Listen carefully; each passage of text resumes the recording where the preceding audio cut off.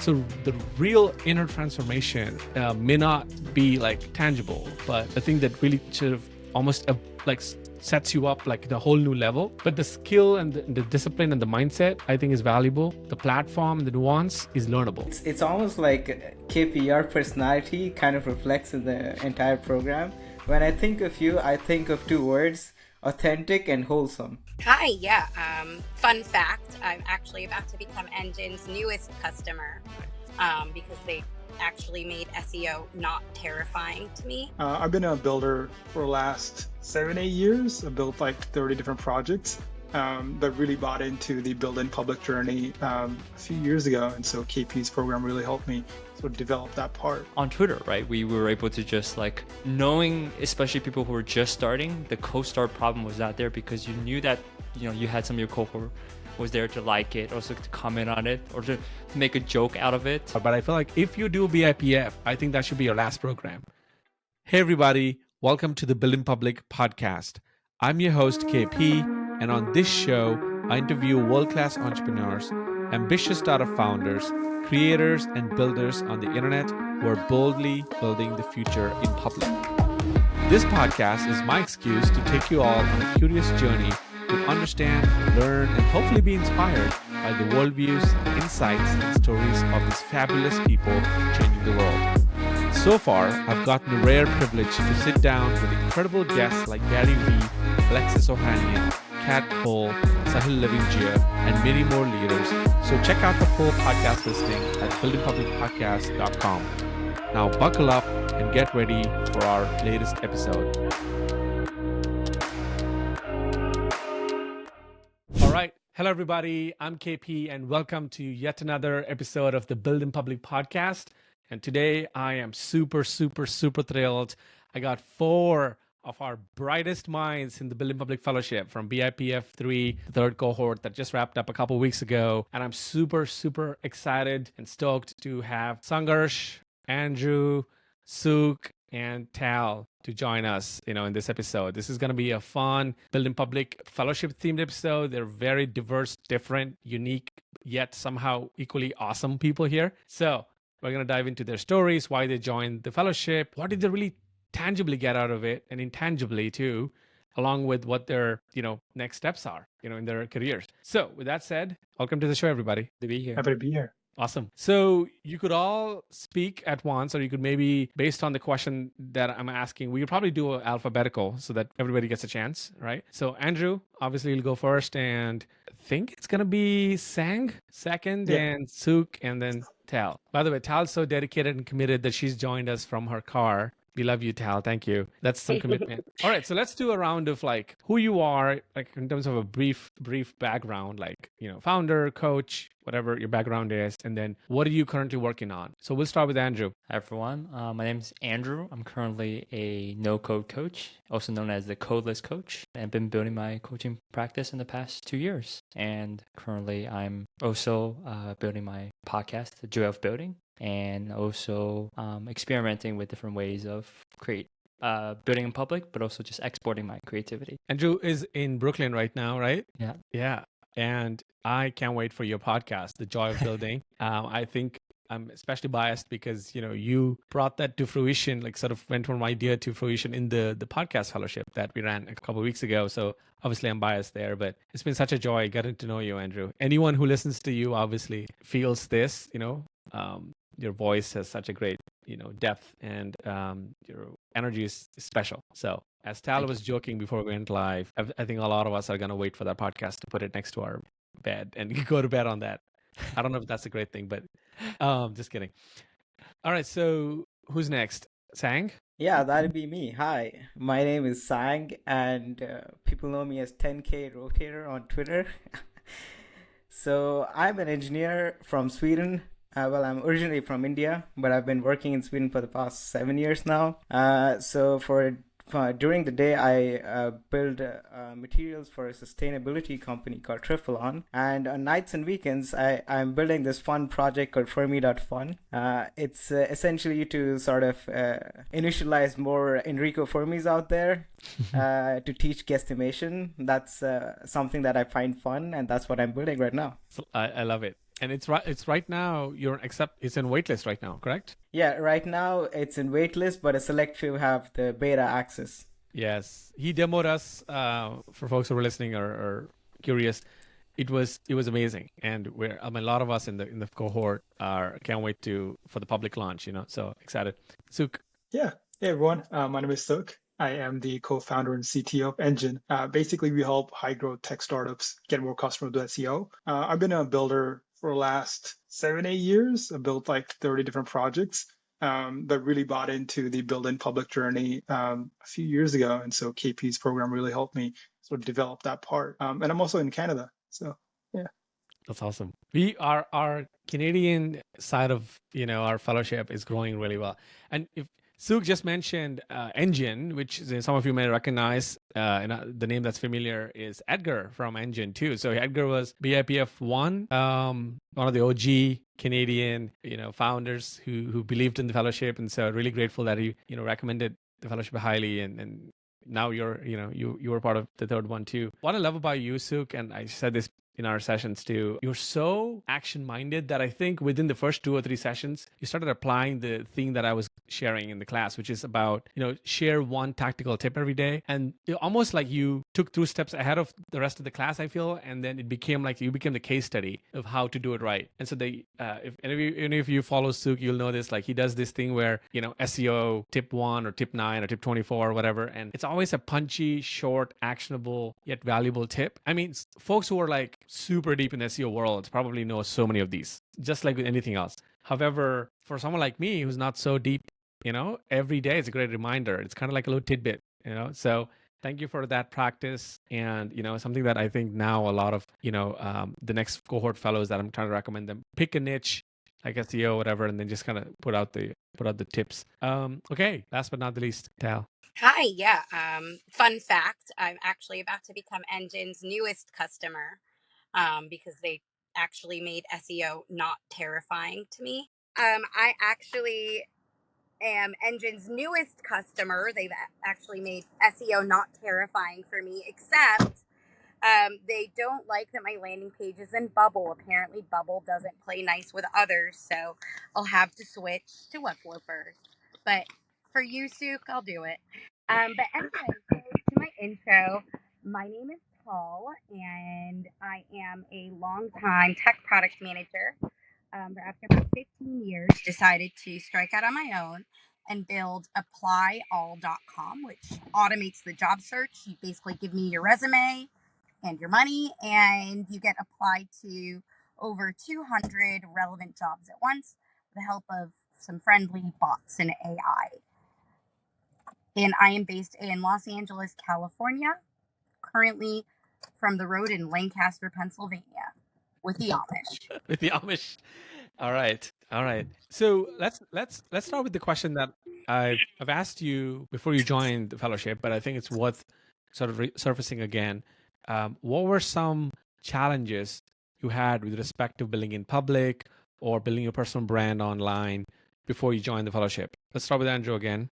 For me, it's interesting because, KP, I've been, working with you before for ODNC. Used to be that cohort learning where I learned how to kind of build a no-code project take it from 0 to 1. And I also have been following your journey for a long time. So in terms of opting into this build in public ethos, that's something that I've always believed. I knew how important it is to be transparent, to be consistent, to show up daily, to talk about the ins and outs, especially the wins and losses. But for me, there always seems to be one barrier, which was, at least for me, it was still a big fear. I understood intellectually what it means to do it, but there was always a fear of I'm still afraid, or I don't really know how to take that leap. And that was I think what was the fear I was able to overcome through this fellowship. Nice. Yeah, and on the theme or on the topic of challenges, I think we're collecting all the challenges that you all had. Maybe that'll resonate with some of the other listeners who are listening to you. Sangharsh, what was your challenge, or one or two? Absolutely. It was actually 2 things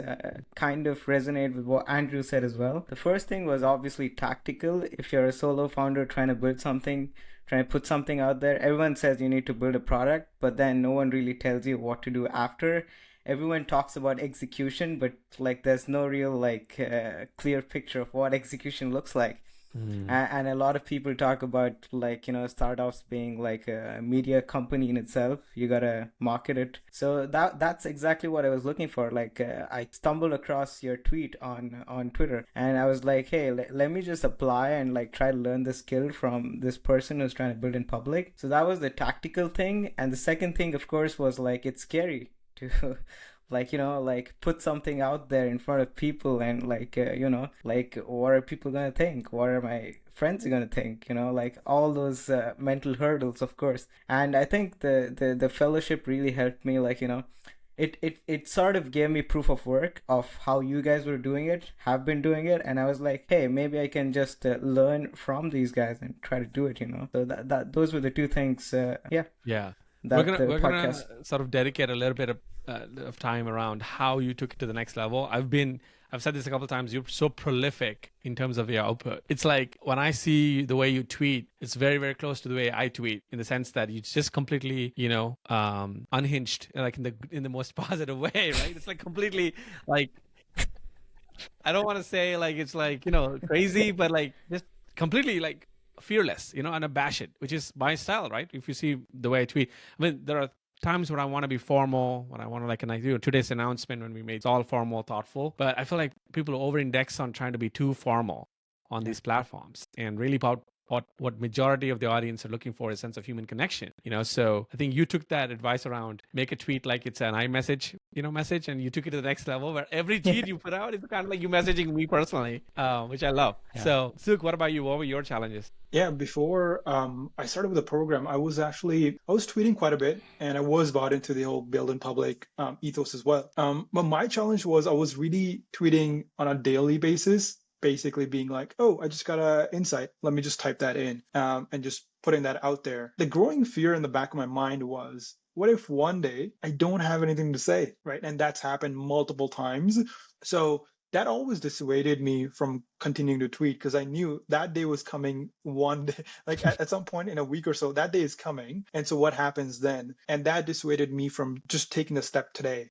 So that really set me back. So when I started working with the fellowship, I was really able to see, how do you build that constant thinking muscle that just never goes out of fashion? But having like a library, just something you can fall back to, just in case one day you have a lazy day and you don't know what to do, you can just go in there, grab an easy bite, and just put it out there. That really makes me feel a lot safer. I know I can put something out. So that was sort of the challenge that I was facing beforehand. Yeah, the content bank, session really helped that one, right? That one. Ever since I did that, Tal has been harassing me to do more content bank sessions. She's like, KP, when are we doing the content bank thing? Like, because I need to fill up my gas tank kind of thing. So I was like, wow, Tal. And your answer is? And the answer is coming soon.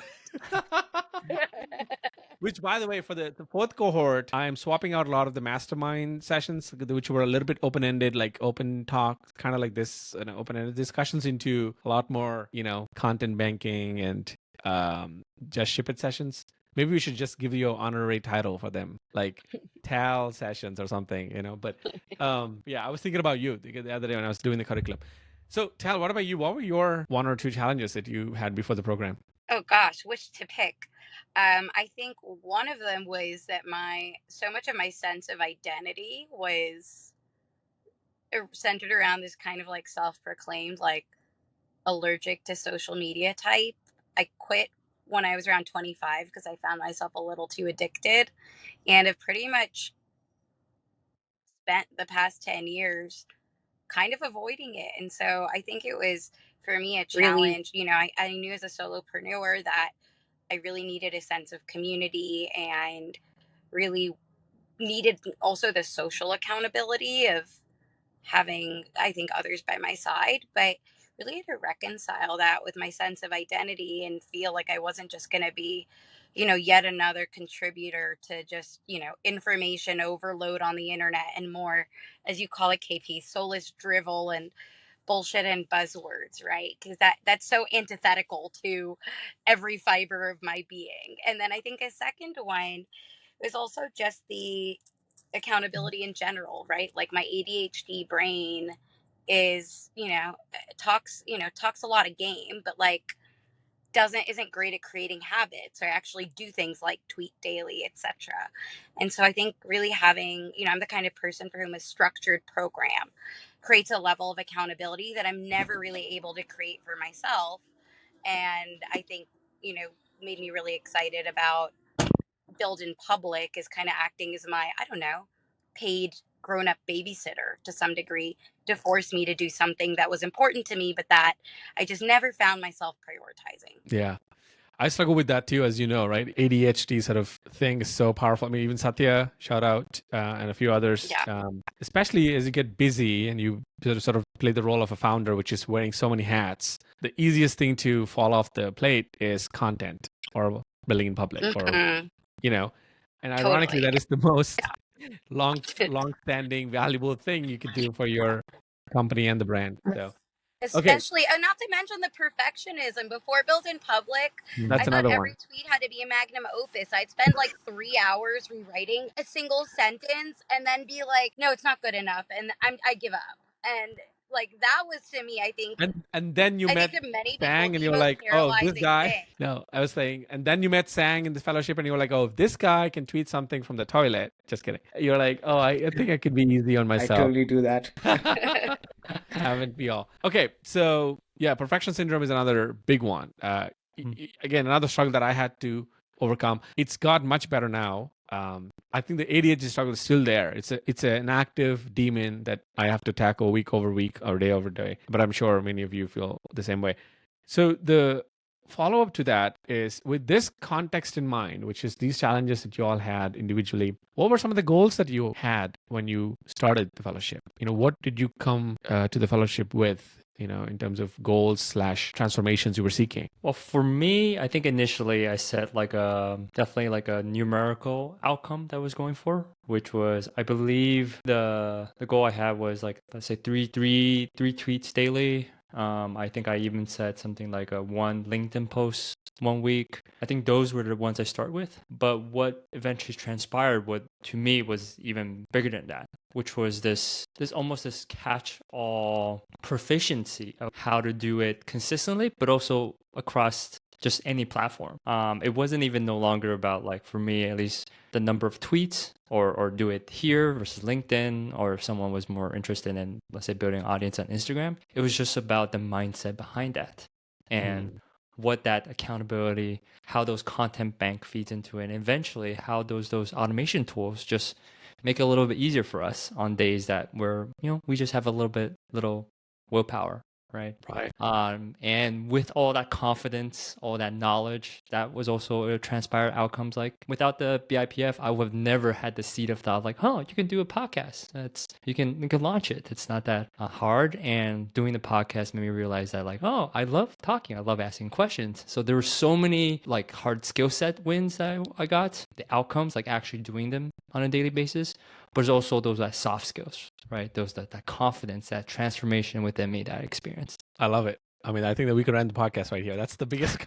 That's the biggest testimonial for any program. Forget BIPF. No, I think when you touched on that, I just want to reflect on one thing. Where when we all join a new program, or when we all try to, like, even it's a fitness program or an education program, we always have this, like, oh, let's have these SMART goals, SMART kind of thing, right? In my life, I've realized that those are actually rookie goals. If you want to be an elite pro level, what you should be seeking is the complete outside in, inside out mindset shift. Because it's great to do, like, I don't know, like lose 20 pounds, in a summer boot camp. But what about the next 80 summers? What about the next 40, winters, right? So the real inner transformation may not be like tangible, but the thing that really sort of almost like sets you up like the whole new level. And one example that I just want, when you said these numbers, is I can promise, I'm sure I'm speaking on behalf of you, but I noticed that even if you did 17 days in a row of LinkedIn posts a day and check the box there, that is not the same joy that you got from doing 4 episodes of your podcast, which you never thought you would ever do before the program. Isn't that crazy, right? Like, you never thought you would be a podcaster, the identity, and here you are with the DSLR camera and this great lighting, and now you had like Danny Miranda on your show. How cool is that? Yeah, it's so cool. And just to expand from that, which is, we've also talked about, the transformation Twitter from x.com, and acknowledging maybe sometimes the scary uncertainty behind all these things. But by not focusing on these numbers and just realizing that like the confidence, it's like, wow, whatever happens, whether it's podcasts, whether it's a new platform in 10 years, like all that is no longer as scary as before, because we become the type of person that can just know what it takes and know the mindset to just have fun with it and just to make it serve us and the lives we want to have. When Elon Musk took over Twitter last year, and then there was like 3 or 4 months of like crazy, dramatic changes that they were making, that whole team. For a while, I thought that like Twitter would be complete dumpster fire and be eliminated completely, like somehow would implode or something. And so many people around my peer group were like worried that all these hundreds of thousands of followers they have, at the time I think I had 40,000. They're like, what are you going to do when it goes to zero? What are you going to do? Like, all this. Frankly, and it sounds so bombastic when I say this out loud, I didn't give a shit. I didn't even worry about for 1 second, because to me it was not, the 40,000.00 decimal whatever is. For me, it was the skill that I learned, and the contract I had with myself, where every day I wake up and want to be a creator, want to create. In a world that's filled with consumers and people who are lurkers and spectators, when you wake up and you create something out there, even if it's one tweet or one post or video, whatever, you're in the top 1%, And so if you just do it strategically based on your business goals, like Sukh, if he does it through SEO, obviously, because its engine is SEO, it's no wonder, right? Like 6 months down the line, he'll have great following. But the skill and the discipline and the mindset, I think, is valuable. The platform and the nuance is learnable. I'm not saying, and we always talk about this, right? We still study the platform, but I don't think anybody in our fellowship is so worried about the changes that they're making algorithms. I'm like, so be it, Anyway, so that was, yeah. Sang, what about you? What were some goals you had and any specific outcomes you wanted, or did you achieve any specific outcomes? So for me, like, I did not have like a clear, like, smart goal, like you guys said. I was more sort of like open about it. But what I really wanted from this fellowship was to scale as a founder and to scale Fermi, for example. So that's what I was looking for, and Build in Public was sort of like essentially helping me achieve that thing. Yeah, that's very kind. Tell me a little bit about scale that you achieved for Fermi. I feel like you had a couple of great mini launches. It was initially launched on the first day or second day, and then you had the other big launch, right? Yeah, exactly. Like I haven't really like launched it yet, but I've been launching every week almost. Every week. This is the Build in Public way, right? Like there's no one big launch. It's all the mini launches. Yeah. It's been like a series of mini launches, and yeah, there's gonna be a big launch hopefully soon. But Build in Public essentially helped me with like structuring how I'm supposed to scale, because it gave me like really good examples of how to do it.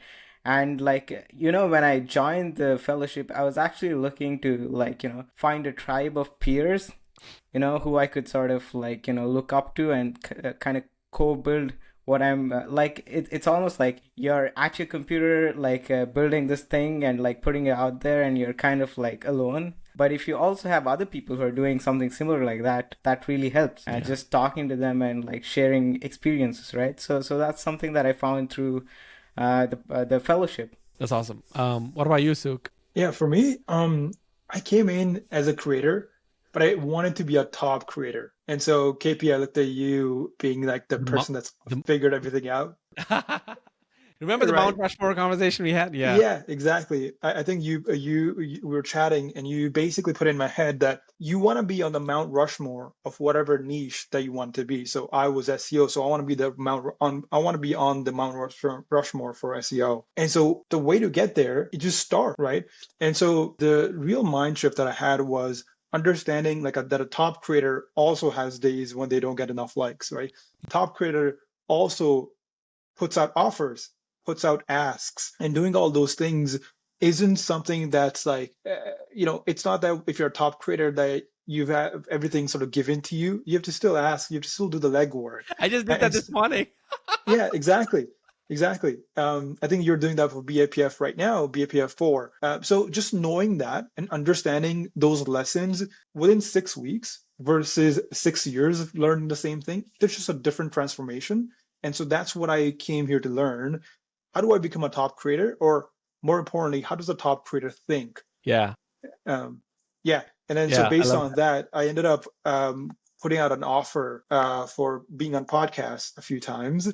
And this is the third one I'm doing in the last 2 weeks. Nice. So it worked out really well. That's brilliant. Please invite Sukh on your podcast if you guys have a podcast and want to chat with the founder. His story is fantastic, and I'll try to link that tweet that you made in your in our show notes, because you made like a great sort of summary of your bio tweet, which is really brilliant. I want to say one thing about this, which is it's one of those really powerful lessons that you have to only learn one time. You don't need to learn again and again. When I worked really closely, on deck and even generally like in the last 2-3 years, I got a chance to sort of see the inner workings of some of these billionaires / some of these really top 1%, either investors or founders or even Gary Vee, and I realized that, oh my God, they're going through the same shit that I'm going through, and it's really humanizes them, and also makes you kind of disgusted that you didn't take action for 12 years, right? Because I was like, oh my God, like they still have to wake up and put out content. Like Gary Vee still was having 8 cameras when I recorded with him. And he was talking to me about how like, we're going to cut it from here. We're going to do this. I'm like, oh my God, that's how I talk to my editor. Exactly how I talk, So after 15 years in the game, he still has to think about, what are we putting out next Monday? What are we putting out next Tuesday? Do we have it ready or not? I'm like, oh, so this doesn't go away. So nobody can take away sort of the pain of the work. So it is painful if you think of it as pain, but you have to find your own unique torture, right? I think Seinfeld talks about what is the torture that is acceptable to you. And so for me, that's podcasting. For me, that's running fellowships. And for many of you, it's different things, but it really humanized. So that's one thing that I learned. And I frankly almost thought that I'm never going to do any programs with any of these top 1% people after that. Because I was like, I know the lesson. I know the point. Like, I get it now. Let me just go execute for a decade and come back and like, now let's chill, I frankly think, it sounds so dumb to say this out loud, but I feel like if you do BIPF, I think that should be your last program, unless you start your own fellowship, because there's nothing else that we're all hiding that you don't know of, So I think it also gives you the bit of like, it gives you the comfort that what you're doing is the right thing. Yeah. It's not that you haven't figured it out. It's just that you keep going on the same path and you will get there. I remember the minute we talked about, putting out your asks, putting out your offers, I ended up putting it out on Twitter, just being like, offer, I'm looking for my 10 first customers for Engyne. And I was so surprised that within a week and a half, we were able to sign up 10 paid customers, which I would have never been able to do on my own. I would have been like, there's no way. I think the customers are supposed to find me automatically if I have like the 40K followers, which is not true. I think I'm at 2.5K. And it was just incredible and just opened up my mind to the lesson. I think, I frankly think the other thing is about, we all would really benefit from kind of doing a mini apprenticeship with some of these top people. I really think, that's one thing I wish I did, because, again, I couldn't get a chance. Sheer bullcrap that, a lot of these people have to go through just because that's just part of the game and how it's just normal. I think, accepting what we think is outrageous from outside as just normal from the inside is the biggest win, I feel, because you still have to be shameless. You still have to make the ask. You still cannot judge yourself too harshly. You still cannot, there's no magical, even for BIPF, there's no magical wand I can wave or whatever to fill up my pipeline. I still have to hustle. Like the other day on Friday, I posted a tweet about offering 20 free 30-minute coaching calls for anybody who signed up for that form. So that is my way of customer discovery, right? Because I feel like there are still some parts that I want the program to pivot towards that can solve the problems really well. And part 2 is that I can warm up these leads and connections so that maybe when they're ready in the future, they may consider the fellowship. Which, by the way, I thought 4 years ago that if I have the brand, I don't have to do this shit. Right. And let me break it to you. I'm sure you all, we all know this. Like, no, it's still the same thing. It never goes away. So you may have more leverage. The leverage is, of course, compounding. So I think 4 years ago, Sukh, if I made the same tweet, I would probably gotten 3 or 4 people to apply. I got 45 responses. So compared to 20 that I wished for. So I think the leverage definitely compounds, but like you still have to do the thing, which is to me frustrating, because I'm like, oh my God, at what, is it 100,000? Is it 200,000? At what point will I ever say, thank God, I don't need to wake up today and put myself out there. The answer is, I think, never. Okay, so Tal looks like got disconnected. So we'll bring her back. But I have another question for all of you. Prompt. Before you go, KB, I just wanted to add one thing that I thought of when we were talking about leverage. Like, I read and reread like Almanac of Naval, Ravikant. Yeah. And he kept talking about like two forms of leverage. One is like code and media. Yeah. And I always wondered what he meant like by media leverage.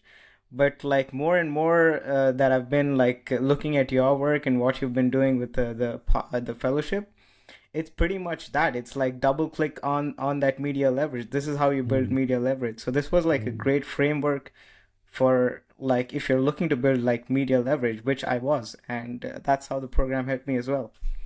That's awesome. And it's a journey too. It's an odyssey, right? It's like I feel like all of you had a chapter 1 of a 300-page heavy thick book here that you finished, and for the rest of our lives, we have to kind of travel together. And as you know, like I'm always open to sharing ideas and bring brainstorming or whatever you want. But like the work never stops, the work never ends. Hopefully that was evident to you that the teacher has to practice. I think that's another thing that I didn't know, that if I have to be, also I take a lot of pride in that, as you guys know. Like when I tell you, hey, you should shoot your shot, I don't hypothetically tell you something without me following it next week or next day.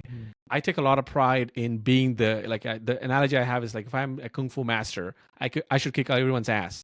Otherwise I can't teach. What's the point, So I try to put myself in positions where I'm like stretching beyond my comfort zone and, trying new things. And, this voice in our head that Sukh referred to earlier, we all have that. Even I have that, which is, am I going down the right path for the best of my abilities and talents? Because the other annoying thing is once you discover that you do have some talent, like you do have some gifts, there's another annoying demon that sits next to you. So Andrew, just a heads up for you, as you discover that you love podcasting and you do have the talent, and I mean, talent as in like you can produce a decent show. And after 77 episodes like me, the part that's annoying is you look at it and it's quality and you're like sitting there thinking, what am I not doing that this is not in front of a million eyeballs? Am I doing injustice to the work because I'm not turning some other stone, or like maybe I should be doing something else? So there's this constant voice in the back of my head that tells me, are you sure? Are you on the right path? But nobody can answer that for me, right? Like none of my peers can answer. And if I talk to any of my mentors who are 10 years or 15 years or maybe 40 years ahead of me, all they say is this one freaking line that is so frustrating, which is just keep going. You're on the right track. That's what I tell you guys too, which is so frustrating. I know. You're on the right track. Just keep going, right? So what deep down I had to spend some time with me and ask, like, what is this sort of voice? What is it really seeking? And I realized that the voice is seeking to shut down uncertainty of the outcome. The voice is seeking the certainty of the outcome. The voice wants a million views so that I can just peacefully go to bed thinking, okay, I have the world's recognition. The funny thing is, when I have the million, I will be comparing myself to the 10 million people, right? So that voice never stops. The voice that wants certainty never goes away. And so when you send out that email, Sukh, about Engyne to like 100 people, from YC, this batch, for example, there's no guarantee that they'll open. There's no guarantee they'll come on a sales call. There's no guarantee that they'll book and find and pay. So it's like literally there's no guarantee. And so that I think coming to terms with the uncertainty that comes with the territory of being a founder, I feel like is the biggest painful transformation that I'm going through right now. Is that I hoped by now that I don't have to worry about uncertainty. And I think it's never going to happen.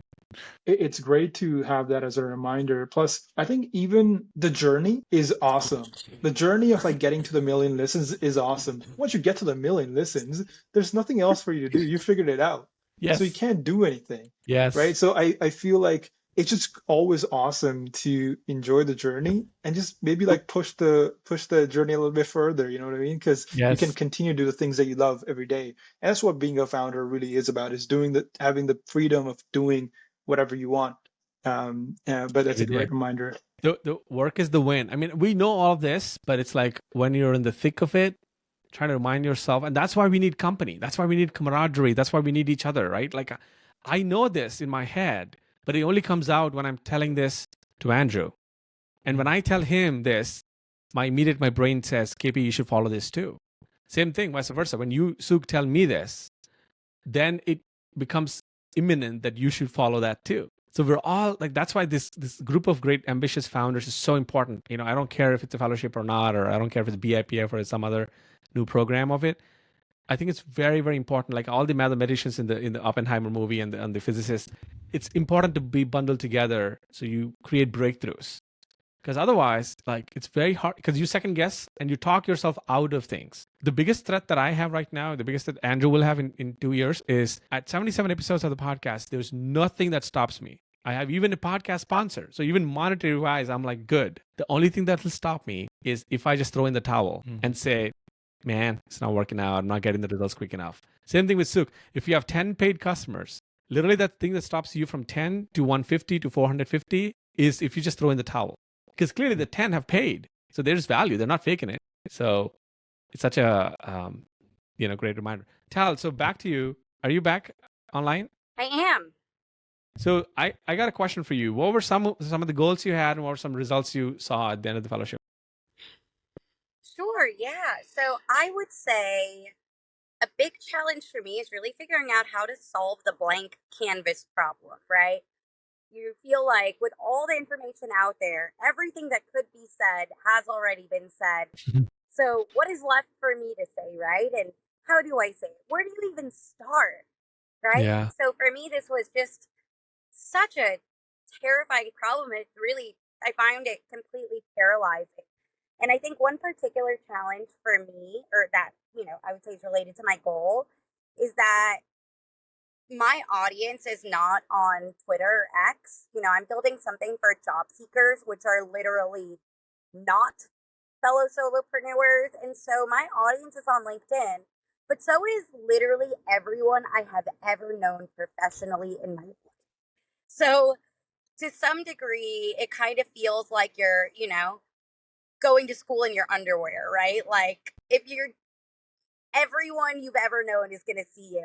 So I think one of my goals is really to figure out how do I reconcile that and really find a starting point, right? Like, how do I really gain purchase and start dipping my toes in a way that can allow me to, both be true to myself, but then, but also breaks my paralysis, right?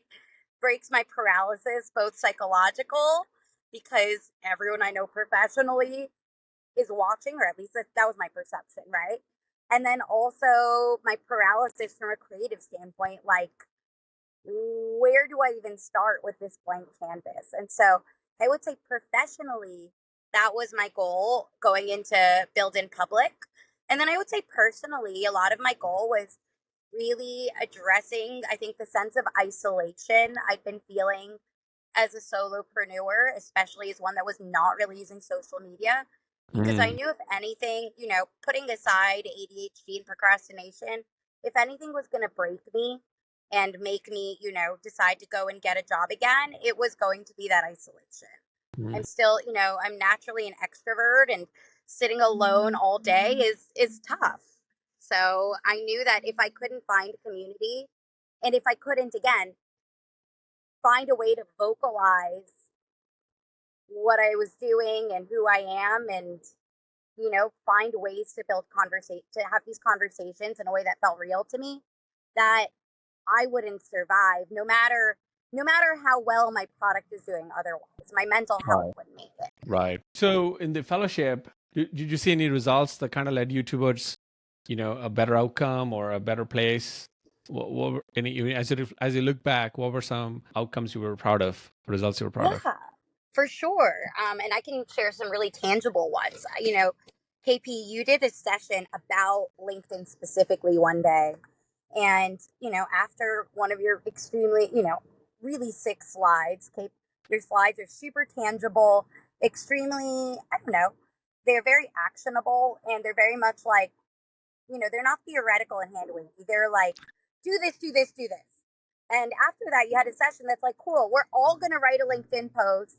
And here's the format. It's the number one thing X user, X audience, what was it? the number one mistake blank group of people make that prevents them from Y outcome. And he just kind of handed us that template and said, go write a LinkedIn post. And that was so wonderful because, I don't want this broad creative canvas. I just kind of want to be told what to do, right? To me, that's not always, but when I'm starting out with something, just being given that constraint is so, so helpful because it's very easy for me to find something related to what I'm doing that falls into that formula. And in fact, suddenly I found I actually have a lot to say and could write multiple posts in this template. And you made us all write it for like 15 minutes. And I kind of had a forcing function. I couldn't procrastinate either. And I had an exact template to follow. So, can't really screw that up. And so I would say that really helped me kind of break the seal on LinkedIn, and in a really, constrained way that frankly didn't require me to like be fully vulnerable with my entire professional network on day one. I just had to tell them all the things they do wrong in their resume, right? That doesn't require putting myself out there too much. And I have a lot to say about that. So I think that really helped me, find a way to dip my toes into LinkedIn and solve my blank canvas problem without having to, spin in circles for 10 hours trying to think of what to write. And then on the personal front, I think that was really next level for me because so much of building in public, it turns out, is actually the replies and the conversations. And I learned that even if I was often still feeling paralyzed about posting, it was really easy for me to respond. Yeah. And to respond to a small cohort of 7 to 10 people, all of whom are just like full-time cheerleaders for one another, came really, really easily to me and didn't ask much of me on days that I just couldn't find something to, tweet about on my own. And so, and in doing that, I actually built, I would say, like shockingly deep interpersonal relationships with people who I'd known for a sum total of like 2 weeks by that point. And that's something that I think is really, really unique to build in public because of KP, the people you attract and the kind of, I think, community that you're known for building. And I think people really self-select into this program based on the kind of the ethos. Yeah. To me, has now created what I, would consider 5 or 10 people that I feel like I could go to anytime if I needed advice or a brainstorming partner, or frankly, even to just talk about any anxiety or depression or other issue I'm feeling. I feel like I could go to anyone in my cohort and they would jump at the opportunity to help. And, that's what I think that's what we lose when we go out on our own. We lose those relationships with coworkers, right? And those people we go out to lunch with. So I think I've really found that equivalent in the Build in Public Fellows. And that probably means more to me than any of the specific lessons and other tangible goals that I had going into it. Right. You put it really brilliantly about, having those people you can count on, and it's not, one side of this is obviously needing someone on our side, like a confidant or someone you just want to talk to. Like that other day, Andrew and I had that kind of call where we just like opened up and shared. And, Sang, you and I had that call where I did a long walk and I was so lit. I was so fired out. I don't know why. It was you asking me a lot of questions. And even though it felt like you were seeking a lot of answers and things like that, just offering that to you made me feel like I was being a good friend. It was not even like a business thing. It was just such a joy that it felt. And so that side of it is really brilliant, right? Like the fact that we can sort of build these interpersonal relationships, but also from a tactical point of view, I could not ask for a better, personally, selfishly, I could not ask for a better group of people who are experts at things. Like I pinged Sukh Friday night, like 10 p.m. saying, dude, can I get on a call with you 2 o'clock in the morning, or 2 o'clock in the afternoon tomorrow for like some, tactical CMS thing that we're working on for the blog. How could a founder get help like that? Right. And vice versa. When any one of you, like, Andrew asks me something about Riverside or something about some other podcasting thing, whatever, we're all there for each other. And it's this beautiful, positive sum, non-competitive spirit. I feel like that's such a wholesome thing I really, really wanted to create from day one when we had like 1 or 2 fellows. And now we're at 45. And I feel like we still maintain that beautiful, positive sum feeling, which is my favorite part about the fellowship. Forget about other wins. Selfishly, it's like I want to build my own sort of cult, as I always say. Tal, were you going to say something? Oh no, I'm good. Yeah. Okay. Cool. So the last question I have for all of you is, from your lens, from your unique perspective, what made BIPF unique? Because I'm really curious, because there's so many programs out there, and I've taken a few of those, and they all have their own strengths and weaknesses and so on. But from your experience of being in there for 6 weeks as a cohort, and now you're there as alumni in the fellowship in the Slack, what do you think makes BIPF unique? For someone who's listening to this segment, I want them to get a small taste of what it feels like to be inside, if they're not a fellow yet. I think the conciseness of it, that's what really got me hooked, is you can learn these lessons across multiple YouTube videos over a year of doing the work on your own. The fact is, it's just easier when someone says, do this, do this, do that, and you're good, and that's all you need to do. So you can ignore your inner voice that's telling you, maybe there's something else over there, and then you can go over there and check it out. Once you're given the 3 steps or 4 steps to go, and all you have to do is rinse and repeat. Just do it over and over again. That's kind of the lesson. The structure, that's really what. Yeah, exactly. We all underestimate the power of clear structure, right? Yeah. Yeah, 100%, Sukh. And to build on what you said, there's no fluff. Like, it really is super concise. And it's like, hey, like, you don't need to, like, marinate on this for 10 hours. Just follow this formula and you won't fail, right? It doesn't mean you can't deviate from it. But, here's a starting point. And for me, putting aside that concision and kind of like, what I call the just no bullshit content, is also the accountability. It's the structure and also the accountability built in. Those forcing functions to go and put 3 things in your content bank, or post your first LinkedIn post. That whole just do it mentality and the forcing functions to all kind of co-work in tandem and just do it, to me, is, in my opinion, a game changer compared to On Deck or other programs I've done that really didn't have that accountability, and in my opinion had far too many people in it to ever really enable. Yeah, I want to say one thing about the fluff side of it. The reason why there's no fluff even in the slides or on Slack or anywhere in Notion. I mean, you know why the secret? Because I hate fluff myself. Are you kidding me? I would go to sleep if I have to read through fluff, and so I think a lot of that is really my personality in a way, where I'm I hate the MBA slides that are 85 slides long, and where everyone's trying to figure out where's the point here. So much of that is just my laziness, but also I think personally I feel like busy founders and busy creators should don't need a lot of theory. They need a little aha moment, and then rest should be just action, right? So that's that. Andrew, what's your take? I'm curious, what do you think makes BIPF unique? And then we can go with Sang. Yeah. I wanted to add on to what we were also discussing right before this around the aspect of the community. Well, we all know cohort learning, or these kind of group learning, these modular learning became pretty popular around pandemic time, where community was a very core need for everyone in their life, whether they acknowledge it or not. And it was also the same time I experienced, joining On Deck's ODNC fellowship. Yeah, they made a strong pitch about what a community-based learning could look like. And so when I joined, it was a group of 200 people, and I did get a lot of connections. There was a lot of insights, a lot of tips and tricks learned.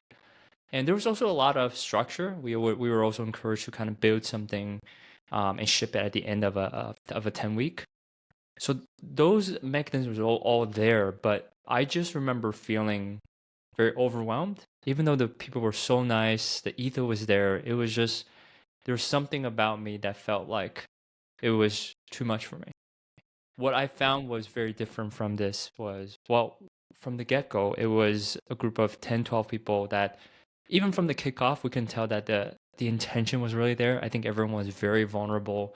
about their journey, and also just really realizing that this concept of building public, however way you approach it, yes, there's a lot of like very strategies and tactical things you should do, but at the end of the day, there were just so many emotional things that were behind it. We all had a different emotional relationship with sharing or being vulnerable. It was really helpful to have a group of people that understood that and was able to kind of, in a loving way, hold hands and just go through it together. And you can tell not just in the Slack channels, you can tell not only in the Zoom calls and the Zoom chats, but also most importantly on Twitter, right? We were able to just like knowing, especially people who were just starting, the co-start problem was not there because you knew that you had some of your cohort was there to like it, also to comment on it, or to make a joke out of it.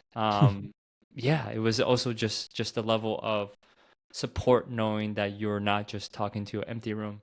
And finally, we talked about how there's a lot of internal voices. I think, especially entrepreneurs, there's always going to be days where there's like some kind of doubt, there's some kind of no, or like maybes, right?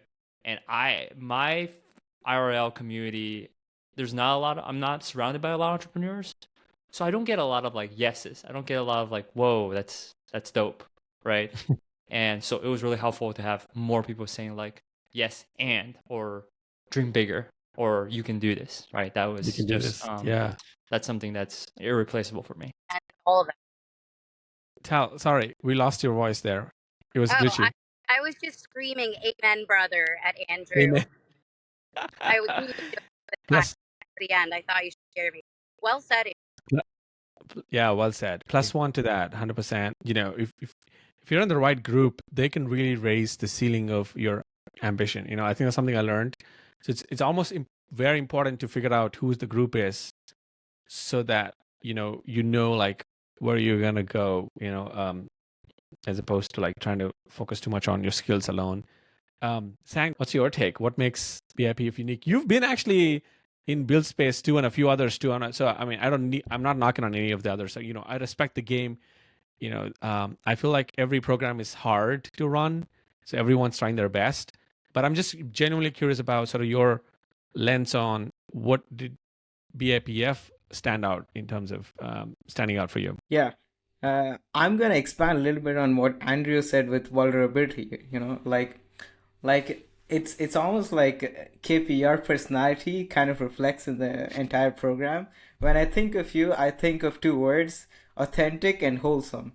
And you keep mentioning this as well, like where like you've done a podcast with a lot of people, and you say this, that like Gary Vee and a lot of others, they're very authentic.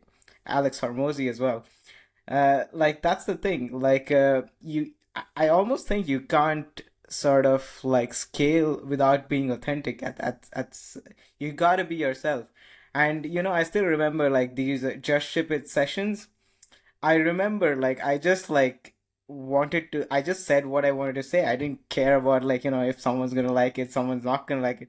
I remember this like one stupid LinkedIn post that I made, on one of those Just Ship It sessions, and I was like, nobody's gonna even like read this. They're probably gonna laugh at it, but turns out a lot of people actually enjoyed reading this post, and I was actually surprised that like what people actually. I just tweeted something that I thought, and people liked it. Yeah, that was like a really weird experience for me. So that's what that was the biggest thing that I got out of like talking to you, and like being part of the fellowship, is that I can be like way more authentic, and people connect to that, people relate to that. I can afford to be a lot more vulnerable than I am, right? Than I was before the fellowship. I think, the other thing is when you're authentic, somehow I feel like you become, your content becomes lighter to consume. I don't know if you guys feel it. And like, I can tell if someone's trying to be too dense, dense, and the content feels heavy, like a Wikipedia article or some kind of a heavy, like New Yorker article. You're like, oh my God, this is some homework I got to read. As opposed to someone who is just kind of like shooting from the hip, being casual, not from the writing style. I'm just saying like, you can just see that they're seeing life from a lighter vein, as opposed to like a serious, oh, everything is a tragedy or everything is a big deal. Like your replies, Sang, and most of your tweets literally make me smile just for that reason, because there's so much lightness in the way. Because you're so quirky, and you talk about some mathematicians, like I said, some physicists and some random things, and I'm like, this guy, he's like living in a whole different planet. Like, he doesn't care to go viral, doesn't care for follower growth, and but they're all still interesting. Yeah, Andy has the dankest memes, which And doesn't has the hurt. dankest memes. That's right. People can tell, I feel like, when you're not taking yourself too seriously, and when you're really doing it for the fun of the game, which is, as I've quoted Steph Curry many times in our fellowship, where I feel like compared to so many of the modern players, NBA basketball players, I think Steph exhibits to me the same kind of joy that my 2.5-year-old son Neil exhibits, in the yard.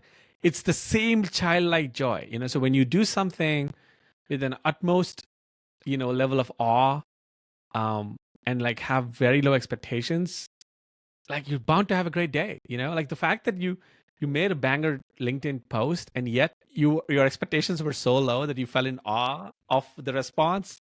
Like imagine if you just had the expectation of, oh, this should definitely go 10 likes or 8 comments, right?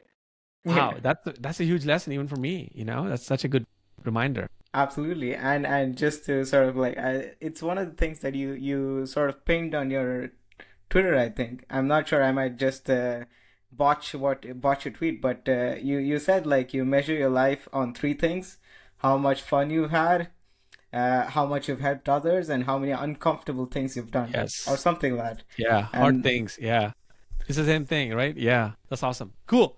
Thank you so much, everybody. I think that was the last question I had in mind. I mean, I feel like I could do another hour easily, given we have such a, diverse and interesting group of people here. I want to say thank you to each of you for taking a bet on the fellowship. Massive respect. We're still in the ground floor, as I always say, like we're still like building the ground floor. Maybe take another 5 years to get to the first floor. So the fact that you believed in this early enough, especially Andrew and Tal, who were part of On Deck, and then they came and joined this.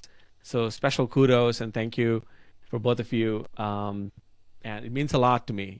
I loved the 6 weeks, and I can't wait for for our future times on Slack and the future sessions too. So thanks everybody, and thanks for being on the show. Thank you for having us. Thanks for having me. Thank you so much.